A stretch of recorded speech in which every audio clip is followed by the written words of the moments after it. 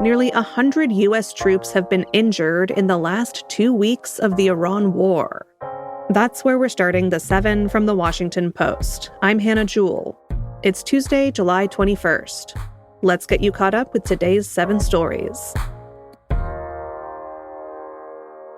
Yesterday, the U.S. military identified 2 U.S. soldiers who were killed in an Iranian attack at a base in Jordan on Friday night.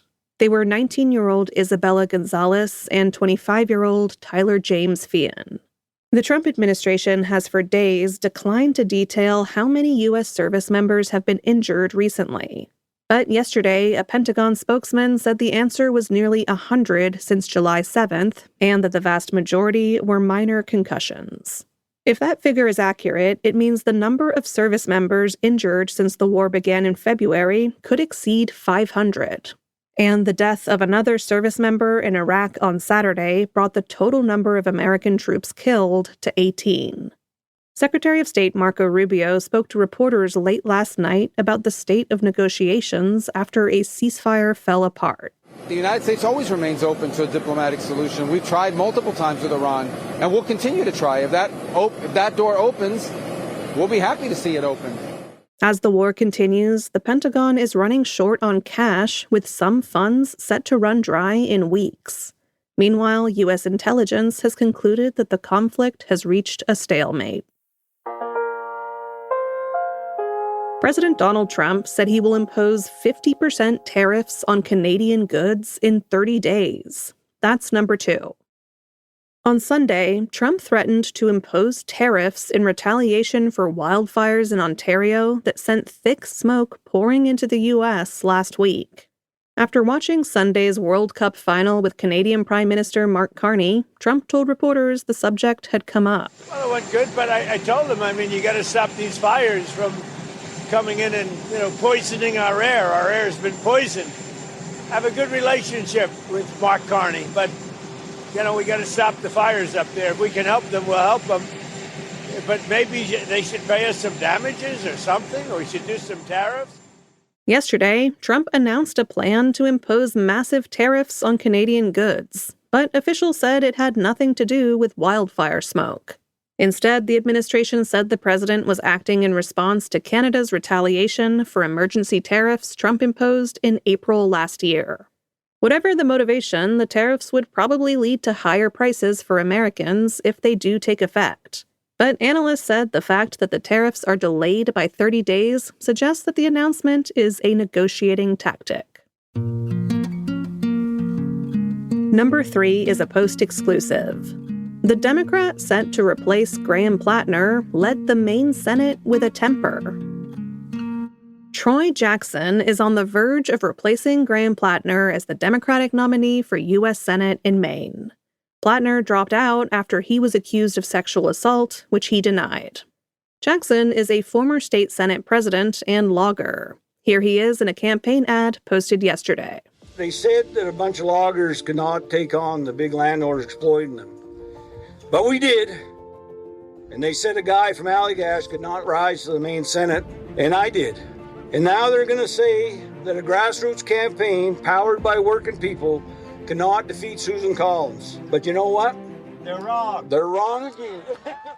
The Post reported yesterday that during the 6 years Jackson presided over Maine's Senate until he left office in 2024, his temper was a feature of his leadership. He once angrily threw a water bottle in a meeting after he couldn't persuade a lawmaker to vote his way. That's according to people who were in the room. He also yelled and cursed at fellow state lawmakers. Jackson declined to be interviewed about his temperament. A campaign advisor acknowledged moments when he let his frustration get the better of him, but said Jackson has previously apologized. Number 4. The FDA retracted a test result in the cyclosporiasis outbreak. On Sunday, the FDA said a lab finding of contaminated lettuce supplied by Taylor Farms was a false positive. But the agency is still linking the company to a multi-state outbreak of cyclosporiasis that has sickened thousands. That's because the lab sample was not the only evidence connecting the company to the parasite spread. Instead, a recall of Taylor Farms products was based on disease detective work. The agency interviewed patients, followed shipping and distribution chains, and did a genetic analysis of samples collected from sick people. So you should probably still avoid the recalled lettuce and take extra care with other fresh produce since this outbreak may be linked to more sources. We have a guide to washing your vegetables and figuring out what foods to avoid in today's 7 newsletter.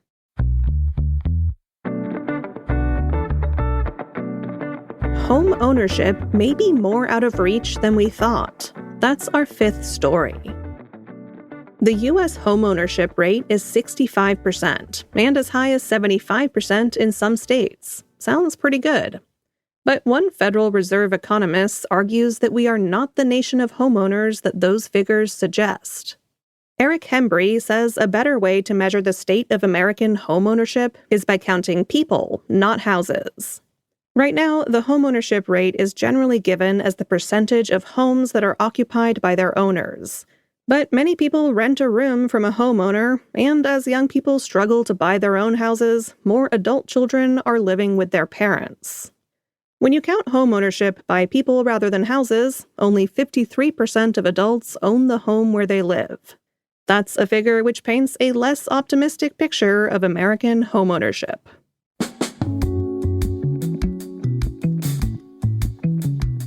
Number 6. Some dementia symptoms can show up years before a diagnosis. Many people learn they have Alzheimer's once cognitive symptoms like memory loss begin to appear. But other lesser-known symptoms can show up years or even decades in advance.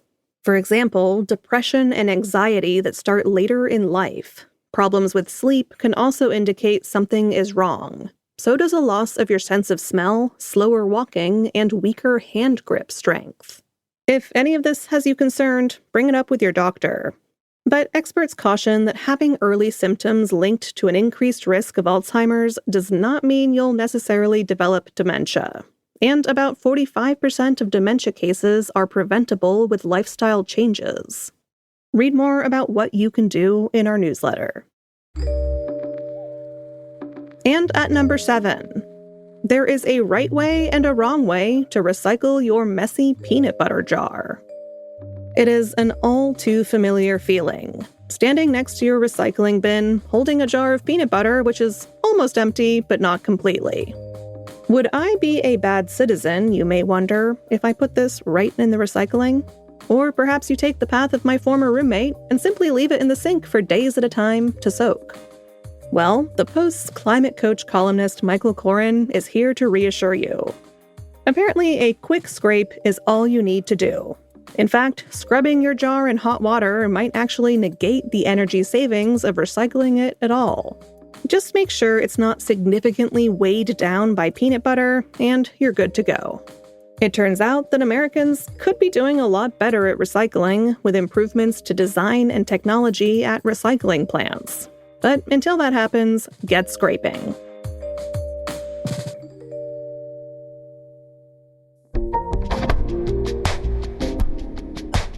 All right, you're all caught up.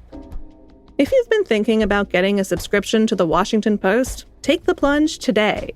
It's the best thing you can do to support the work of Post journalists and this podcast. Plus, you can get a great intro offer. Find the details at washingtonpost.com/subscribe. I'm Hannah Jewell. I'll meet you back here tomorrow.